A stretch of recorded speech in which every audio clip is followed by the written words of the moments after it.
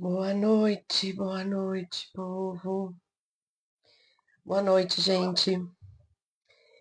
Assim como a gente já tinha deixado agendado, já tinha feito, inclusive, mostrando, né? A gente já tinha feito umas postagens, informando que hoje nós estaríamos aqui conversando a respeito, de conversas normais do consultório, que a gente acha muito interessante, começar a conversar sobre isso.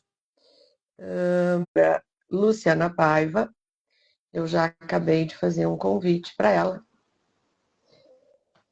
Oi, doutora Luciana Paiva. Como Olá, está doutora Adri.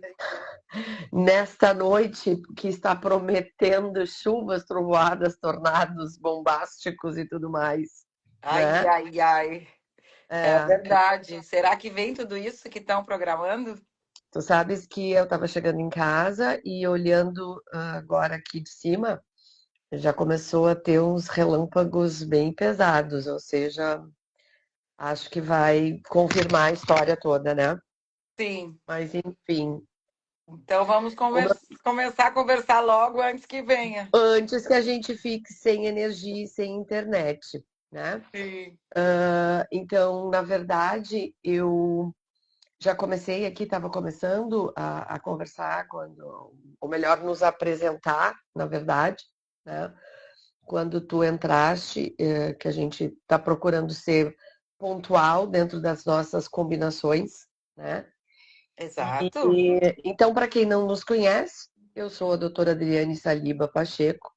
Eu sou formada há 38 anos e me formei pela Universidade Federal do Rio Grande do Sul. E eu gostaria que tu também te apresentasse, logo depois disso. Eu sou especialista em endodontia e trabalho com reabilitação oral, tá? E no que tange a nossa multi-especialista, porque a doutora Luciana é multi-especialista, não é mesmo? Eu me chamo Luciana Paiva. Eu me formei na PUC em 99. Então eu já tenho aí 26, 27 anos de formada.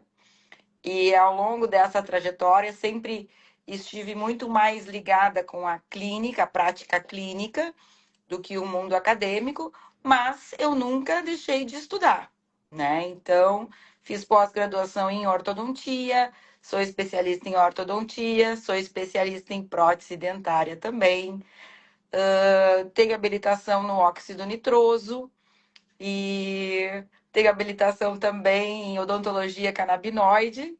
E por aí vai, né? E assim a gente vai na nossa É, jornada, né, Lu? trabalho bastante com pacientes com bruxismo, com dor, DTM.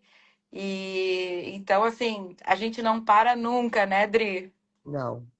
E justamente por essas nossas jornadas tão extensivas, porque afinal de contas, quando a gente começa a falar de todas as experiências clínicas que a gente teve ao longo da nossa jornada, a gente começa a voltar lá atrás, né? A gente começa então a pensar lá naquele momento em que a gente estava lá já no ingressando no último ano, ou se a gente for fazer uma alusão do que está acontecendo agora, nós estamos no segundo semestre, então entrando no último semestre da faculdade, prontas para finalizar a graduação, né? E aí já começava a acontecer uma inquietude, né? Aquela inquietude Exato. de quem pensa e diz assim: nossa, esse meu tempo voou, eu nem vi, né? Se lá atrás já era assim, hoje nem se fala, né? Meu tempo Verdade. voou. E nessa situação de o meu tempo voou, não tinha como não pensar nesta situação de transição entre o momento em que nós, como estudantes de odontologia, em final de graduação, e ficava lá pensando, e agora? Como vai ser? Exato, é verdade. Eu me lembro muito dessa época, me lembro muito do final da faculdade, e era uma inquietude que ia gerando dentro de mim, né? E começou a acontecer já no último ano da faculdade. E, e aí, sobre isso que eu acho que seria interessante a gente conversar sobre, né, hoje. Exatamente. Essa inquietude que eu acho que ela é peculiar a todos, né? Todo mundo que determina, ou seja, que vai chegando no final do seu projeto de graduação, já começa a pensar nas responsabilidades que a gente vai ter que assumir, né? Exatamente. A gente Exatamente. pensava, a gente nessa época nós já estávamos vinculadas a um estudo de clínica integrada, né? Óbvio que nós sabemos que houve uma mudança no currículo, inclusive do meu currículo para o teu, já houve uma mudança. Já. Mas nós estávamos já integradas, ou seja, trabalhando em clínica integrada, onde já seria um exercício para a nossa carreira profissional, ou seja, entender o paciente, receber esse paciente e poder estabelecer planos de tratamento, que até então nós estávamos vinculados à associação de tudo aquilo que a gente foi treinado, que a gente estudou e pondo em prática dentro dos ambulatórios. Perfeito. O que que tu te lembra? Qual era o teu sentimento justamente nessa fase? Pois é, o que eu mais me lembro é de discutir os casos com o professor antes de um atendimento, né? Na maioria dos casos, das vezes, eu já tinha estudado, já tinha ali dentro de mim um diagnóstico, já tinha uma ideia do que seria o tratamento, né? Mas eu precisava ouvir o professor. Eu precisava que o professor me dissesse se aquele caminho era o caminho correto ou não. E acontece Exato. que na maioria das vezes até era o caminho correto. Mas eu precisava muito, aquilo me dava uma segurança muito grande depois que o professor dizia, ok, pode tocar ficha. É por aí. Então, e aí a gente começa a fazer, e é engraçado porque isso é normal, né? A gente começa, ao longo dos anos, a gente vai migrando e a gente acaba voltando sempre a essa época, né? De pensar em toda a evolução que a gente tem, o caminho que a gente percorreu. Ou seja, eu lembro que quando eu estava na graduação, a gente demorava muito tempo para fazer um procedimento que hoje a gente olha e faz parte da nossa rotina clínica, a gente já nem pensa mais. Aquela coisa já está formatada, a gente já sabe quais os caminhos que a gente vai tomar. E aí, o que, que a gente pensava na época, né? Eu lembro que para fazer uma restauração, as primeiras restaurações que eu fiz na prática clínica, que na minha época ainda era, a gente tinha uma derivação, a gente primeiro fazia toda a parte clínica individualizada e no final a gente partia para a clínica integrada. E o que, que a gente percebia?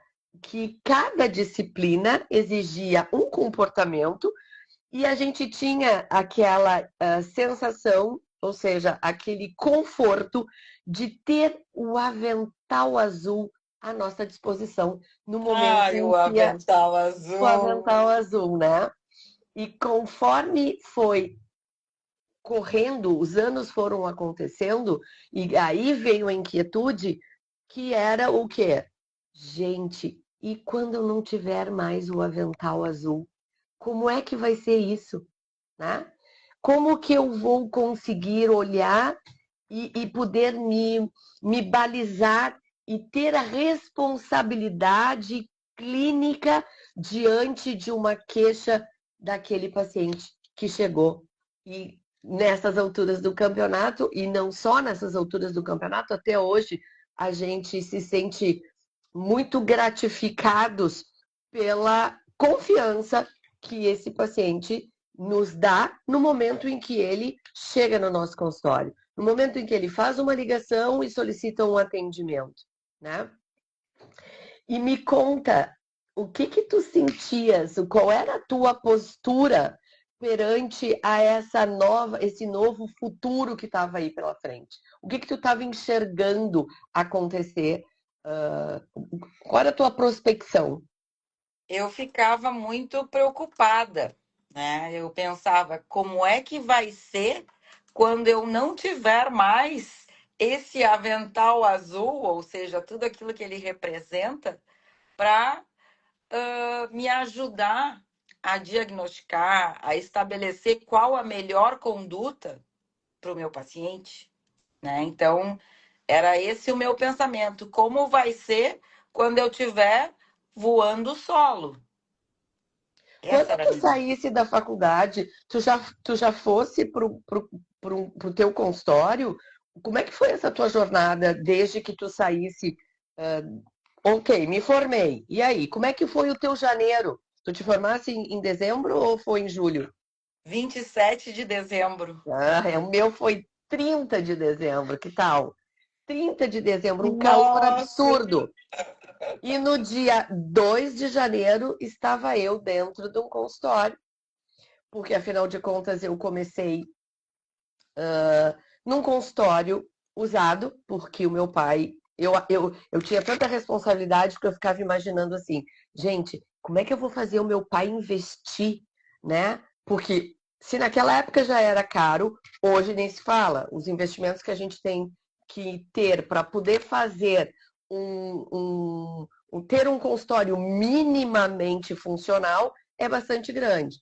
Então, naquela época, eu comprei um consultório de um dentista que estava se aposentando, porteira fechada, era um consultório simples, no centro, né? Lá na Avenida, lá na Salgado Filho, no 15º andar.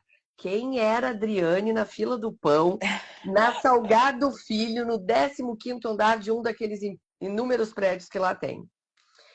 Então, o que que aconteceu? Eu tinha lá o meu consultório, mas um consultório simples, né? E eu comecei a minha vida desta forma, ou seja, aguardando o paciente dentro do consultório, mas já assim, inquieta, porque eu sabia que eu não conseguiria ficar lá esperando o paciente aparecer.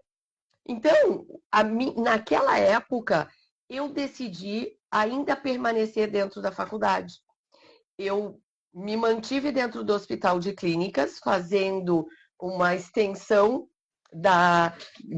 do estágio de estomatologia na época.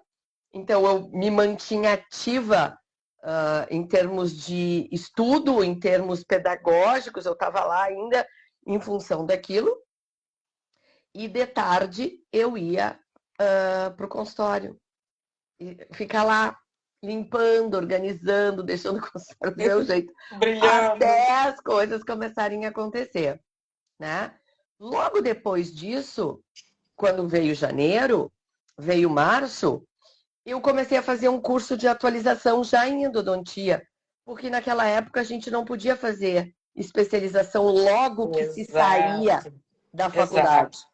né? Então, o meu professor, que era o professor Milano, que era quem estava, o catedrático da endodontia, olhou para mim e disse assim, Nananina, não, a senhora vai pegar prática clínica para depois decidir se a senhora vai vir realmente querer fazer endodontia.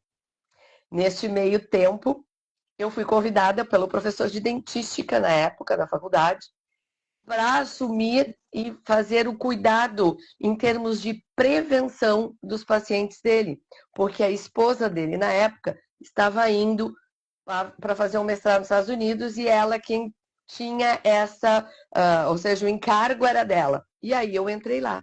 Então a minha vida profissional, na verdade, deu uma volta enorme, porque eu saí da faculdade, mas eu não me desvinculei da faculdade, porque foi o jeito que eu achei de iniciar com uma certa supervisão, né? Então, a minha história clínica foi mais ou menos por aí. Eu fiquei 2 anos ainda trabalhando na clínica do Dr. Pires e terminei a atualização em endodontia, porque eu já era monitora, eu já já transladava lá dentro da Endo, para depois iniciar o meu curso de especialização, né? E aí assumi o meu consultório mesmo, só assim, sozinha, 100% sozinha, em 92, quando eu terminei o meu curso de especialização. Claro que eu atendia na clínica do Dr. Pires, atendia no meu consultório nos períodos em que eu não atendia lá, e então eu tinha assim uma ideia, eu comecei a minha vida observando as pessoas mais velhas como elas fariam para atender, né? Ótimo, perfeito. Então eu comecei, eu vou te dizer que eu acho que eu fui uma pessoa abençoada, porque eu não tinha dentista na minha família, né? Não tinha ninguém muito próximo, mas em função da, da vida, do que eu plantei dentro da faculdade, eu consegui sair dentro desses meandros. Como é que foi contigo? Comigo, teve algumas semelhanças, né? Primeiro que quando eu entrei na faculdade, estava muito em alta aquela questão da ortodontia, né? A ortodontia era uma profissão, assim, com alto status. E eu entrei na faculdade e disse, a última coisa que eu quero ser é ortodontista. Furar dedo para quê, né? Eis que, quando eu comecei a fazer a clínica de orto, porque a minha turma lá da PUC foi a primeira turma que teve 5 anos e teve orto clínica, né? Orto preventiva. Simplesmente, quando eu comecei a fazer aqueles aparelhinhos e comecei a perceber que os pacientes tinham melhora nas suas mordidas, nas suas condições, eu me apaixonei por aquilo. E aí eu tinha uma orientadora, e essa orientadora sabia muito de orto, então eu me apaixonei. Comecei a apresentar trabalhos científicos na ortodontia, enfim, me formei, e nesse meio tempo eu estava abrindo consultório. Fui lá no Banco do Brasil, consegui um empréstimo chamado Proger, não sei se tu lembra. Sim, lembro. Uhum. E aí comprei né, um conjunto ali, um equipamento odontológico, consegui locar uma salinha bem pequenininha na Guete, cuja proprietária era dentista, então já estava tudo adaptado. Foi só basicamente colocar a cadeira, os móveis, mais alguma coisa, e E já a estava tudo Luciana se pronto. mudar lá para dentro. E aí eu tive uma grande ajuda, né? Um patrocínio, Sim. Quem né? não, né? Quem não? Graças a Deus ele conseguiu me ajudar muito, né? Não só o pagamento da faculdade, como também do consultório, né? Esse investimento. E aí também, em janeiro, fevereiro, esta professora de orto assumiu o setor de defeitos de face lá da PUC, e aí ela disse, Lu, tô precisando de alunos bolsistas, ou seja, tu não paga nada e tu vem fazer um internato, né? Uma extensão em Uhum. ortodontia aqui, porque eu vou precisar de gente para me ajudar a atender. Então, foi assim que eu já, logo depois de me formar, eu já comecei no internato de orto. Então, fiquei no total ali 3 anos. E só depois, mais adiante, que eu fui fazer minha especialização em orto, porque a gente não podia fazer Sim. especialização como recém-formado, né? Diferente de E hoje, né? Que as possibilidades de se fazer, inclusive de sair da graduação e ir direto para um mestrado, é muito factível hoje, né? A exato, gente, exato. na verdade, naquela época as coisas eram muito mais complexas, ah, as próprias provas, né? Para a gente poder acessar a de especialização era bem concorrido. A horta, então, nem se fala, né? Eu lembro que a ortodontia na URGS, assim, era um fenômeno para que se conseguisse uma vaga para cursar a especialização. A Endo Exato. também tinha, porque, na verdade, nós tínhamos só 3 vagas para fazer. E era um curso de especialização que durava 2 anos e meio. Eita, que deu uma caída na minha Aqui também. energia aqui hoje. Aqui também deu uma piscada. Deu uma piscada, né? Aham. Então, assim, o que que acontece?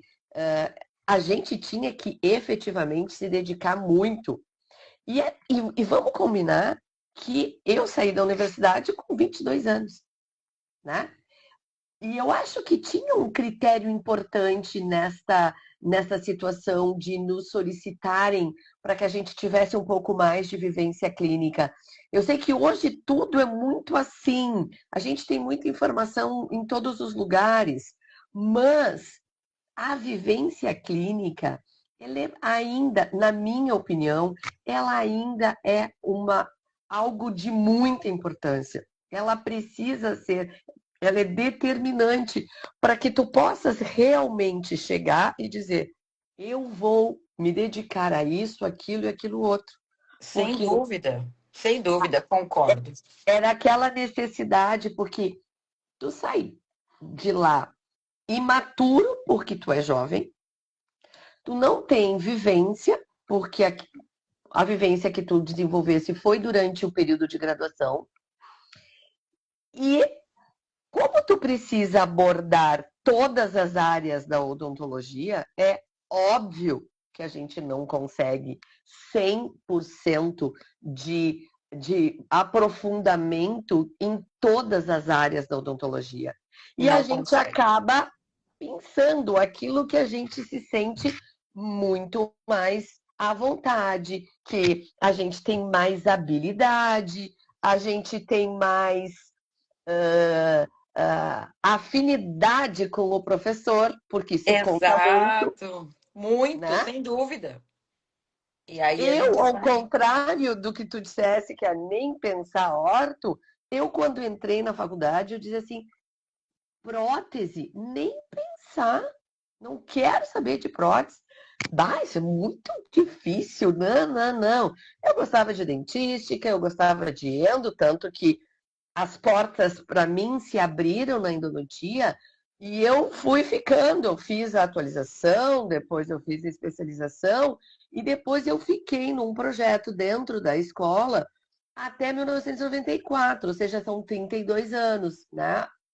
Que eu trabalhava dentro do ambulatório, junto às disciplinas de Endo 1 e Endo 2, ou seja, mono e polirradicular, ajudando os professores na prática com os alunos, né? Então eu fiquei muito tempo, eles estavam me preparando, na verdade, para de repente seguir uma carreira docente, só que a universidade olhou para mim e disse assim: a senhora está aqui trabalhando aqui dentro sem nenhuma regularização oficial. Daqui a pouco a senhora vai pedir aí um vínculo empregatício. Então, nós vamos ter que normatizar isso e fizeram com que a gente tivesse que pagar para estar lá. Naquela época, eu estava justamente recém-casada, ou seja, com uma vida nova. Eu já tinha trocado o meu consultório, lá aquele meu consultório pequenininho, lá no 15º andar da Salgado Filho, já não existia mais. Eu já tinha vindo aqui para o Moinhos de Vento, já tinha comprado outros equipamentos. A minha vida já estava diferente daquela inicial, né? Sim, sim. E aí, o que que acontece? Que a vida chama a gente, né? E eu acabei não prosseguindo dentro da Endo, né? Na época, quem era o professor que controlava e estava encabeçando a disciplina era o professor Regis dos Santos, Burmeister dos Santos, né? E ele me Uhum. chamou e disse, Adri, infelizmente é como se eu te convidasse para ir na minha casa jantar e ao final da janta eu estivesse te cobrando o jantar, assim, tu teria que pagar uma conta. E daí bom, enfim, são decisões que a gente toma, né? E acaba que muda o cenário por completo. Tu tivesse algum arrependimento? Tu faria alguma coisa diferente do que tu fizesse se fosse hoje? Não, eu acho que eu transportando para aquilo, eu faria exatamente a mesma coisa que eu fiz, né? Não vejo assim. Agora, se a gente mudar os parâmetros, os padrões para o que a gente tem hoje em dia, eu acho que daí sim. Eu acho que daí a gente poderia pensar, porque naquela época eu não sei como é que tu era, mas eu tinha a sensação de que eu sempre não Lu? sabia. Oi? Não, é que deu uma travadinha. Não sei se era tu ou se era eu. É, pode ser, porque Tá tá, oscilando, né? tá oscilando. Aham. Então, me fugiu o que eu estava falando. Tu estavas comentando que naquela época a gente tinha oportunidades diferenciadas, que hoje talvez tu mudasse alguma Isso, coisa. a gente tinha a sensação de que a gente sempre precisava aprender mais. Eu nunca sei o suficiente. Eu não sei como é que tu te sentia, se tu te sentia assim também. Mas era sempre mais um curso, mais uma coisa, não sei disso, não sei aquilo, não sei aquele outro, né? E então a gente se preocupava muito em seguir estudando, né? Uhum. Que E, a e gente a faz até gente hoje, né? E a gente segue assim até hoje, né? É. E outra coisa que eu vejo diferente é que o nosso impulsionamento que a gente fazia naquela época era pagar um anúncio nas páginas amarelas, né? Sim, Aquilo sim. era o nosso impulsionamento. É. E para a gente conseguir se diferenciar, teria que ter muito investimento financeiro para a gente ficar conhecido. E tu, naquela época, tu chegasse a participar, assim, chegasse a pensar em trabalhar em clínicas dessas de alto giro, ou porque já existia, já não era tanto quanto é hoje, né? As franquias não existiam. O máximo que acontecia era tu ter alguém que te convidasse para ir atender junto, como aconteceu comigo, né? Uhum. Na clínica do Dr. Pires. Ou então tu arrumava um emprego no Sesc, por exemplo, no SESI, que era muito, na época era, né? Nossa, já consegui uma colocação, Uau! Era o né? exército ou No meu ou tempo, o ainda na SESC? minha época, não era muito, não tinha, para as meninas não tinham, eram só para os meninos, né? Depois que eles abriram para as meninas. Ah, eu Mas cheguei para os eu meninos, cheguei a fazer essa prova. fizeste? Aham. Bom, mas em relação a isso, eu nunca, eu tinha por mim, assim, nunca fui atrás de trabalhar em clínicas, em franquias, né? Logo que eu me formei já tinham, fui conhecer um lugar e não me senti bem, né? Eu achei que eu não queria começar a odontologia, a clínica geral, num espaço daquele que pudesse me trazer vícios, né? Que talvez eu levasse para o futuro. Então, sempre tive essa postura em relação a isso, né? Ou Não até que eu mesmo não. essa coisa de alguém que não entende de odontologia determinar as tuas decisões clínicas, Exato, né? exato. Porque não é essa pessoa, não é um gerente, um administrativo que vai te impor que tu tens que produzir tantas restaurações ou que tu tem que produzir tantas coisas sem profilaxias, endodontias, ou seja, procedimentos clínicos que não estejam associados a um critério clínico de necessidade desse paciente, né? Exato. Então, eu nunca quis isso também, né? Mas vamos levar em consideração de que há 38 anos, há 26 anos, o mercado era competitivo? Era, mas nós não éramos 450 mil dentistas.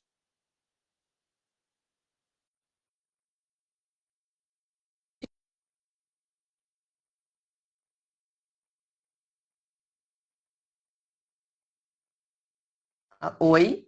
Tá entrando alerta aqui da Defesa Civil sem parar aqui na, na minha tela. Não sei se está aparecendo para ti também. Tu tá sem áudio, não tô te ouvindo. Tá me ouvindo? Aham, sim. Tá. Ah, E então foi isso. Não que eu não tenha trabalhado. Depois de especialista em orto, eu trabalhei em algumas clínicas. Na verdade, eu acho que trabalhei em duas clínicas. Uma aqui na região metropolitana e outra no litoral. Mas foi já como ortodontista. sim, já com trabalho diferenciado. É, Sim. exato. Bom, então, amiga, o que que acaba acontecendo, né? A gente sai desse período saudosista de lembrar das nossas investidas como estudantes de odontologia e começamos a fazer uma jornada, porque essa é a nossa proposta, né? A gente voltar aqui para conversar e ir esmiuçando cada fase dessa jornada para aquele aluno que decide fazer odontologia, que define levar como prática profissional o atendimento, o cuidado do paciente, que já mudou tanto desde a época que a gente saiu, desde aquele momento Nossa. que a gente foi treinado, né? Se tu tivesse se tu tivesse mantido todos os preceitos que tu estudou lá atrás, hoje tu estarias como? Nossa, eu estaria muito atrás de todo mundo, né? E provavelmente estaria praticando uma odontologia que não é, digamos assim, a melhor odontologia, né? Porque Já em foi. todas as áreas as técnicas mudaram, os materiais mudaram e novas amplificações de olhares e enfim, né? Eu acho que não só a forma de tratar, mas a forma de diagnosticar também mudou. Então, se eu tivesse praticando aquela odontologia de 30 anos atrás ainda, hoje, eu não estaria dormindo confortável, deitando a cabeça no travesseiro e dormindo confortável. E também essa coisa das novas práticas, onde a gente consegue já sair do foco odontologia pura, né? Onde a gente consegue enxergar e a gente se treina, porque se tinha uma coisa que efetivamente me incomodava já desde aquela época, é que eu imaginava assim, gente, mas eu estou tratando a boca, e a boca não sai do sistema, ela faz parte do sistema. A gente tinha aula de semiologia, a gente tinha aula de diagnóstico, não era, a gente parecia que faltava juntar essas peças do quebra, né? A gente tinha essa dificuldade de conseguir juntar tudo isso, né? E aí eu vejo que nada como um dia após o outro, um dia de aprendizado, a integração entre as áreas, a conexão entre os profissionais, como isso facilitou para que a gente tenha um dentista melhor e sempre uma evolução sequenciada, né? Não é uma varinha de condão que tu termina a faculdade e diz assim, pronto, agora estou resolvido para começar a fazer o meu atendimento, né? Exato. Mas isso é um assunto para uma próxima live, porque isso aí dá mais horas e horas de conversa. Com certeza, com certeza. Então, eu queria deixar registrado aqui para as pessoas que nos assistiram ou as pessoas que vão nos assistir depois, que a nossa proposta durante essas lives, e que inclusive a gente se propõe, nós estamos fazendo um projeto juntas em relação a isso, e nós vamos chamar pessoas, ora eu, ora vez tu, vamos chamar pessoas para mostrar esta jornada, essa caminhada, onde quando a gente sai da universidade até a gente conseguir ter uma segurança clínica, uma segurança para poder efetivamente seguir a nossa vida como profissionais da área da saúde de forma integralizada, ou seja, multiprofissional e multidisciplinar. Perfeito. Né? E a gente também quer ouvir o que as pessoas pensam a respeito disso, né?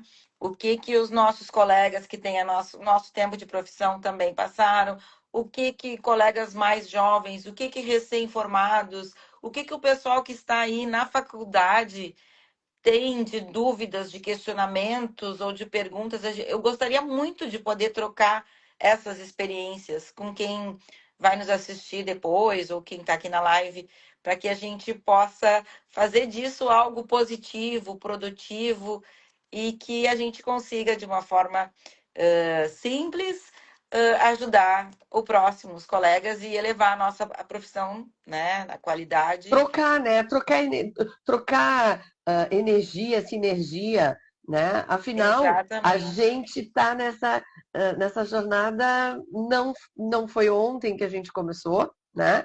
A gente já está há um tempo aí e a gente ainda está aí com todo o gás para Muito continuar, gás para apesar continuar. das nossas jornadas não serem recentes, serem jornadas longevas, né? E justamente por as nossas jornadas serem longevas, que a gente não sendo uma falsa modéstia, mas a gente pode dizer que nós temos sucesso dentro daquilo que a gente se propõe a fazer, daquilo que a gente se propôs a fazer há 38 e 26 anos atrás. Né? Exato. E essas informações, eu acho que é uma forma da gente construir um legado, uma forma da gente poder partilhar essa nossa experiência. Exato. Mas como tu disse, perfeito. Vai para mais à frente aí, até porque eu tenho certeza que daqui a alguns minutos a gente vai ficar sem energia, porque o vento já começou. Gente, muito obrigado por todos que estiveram aqui, ou mesmo as pessoas que vão assistir posteriormente. E aqui tem, num link, o número do meu celular.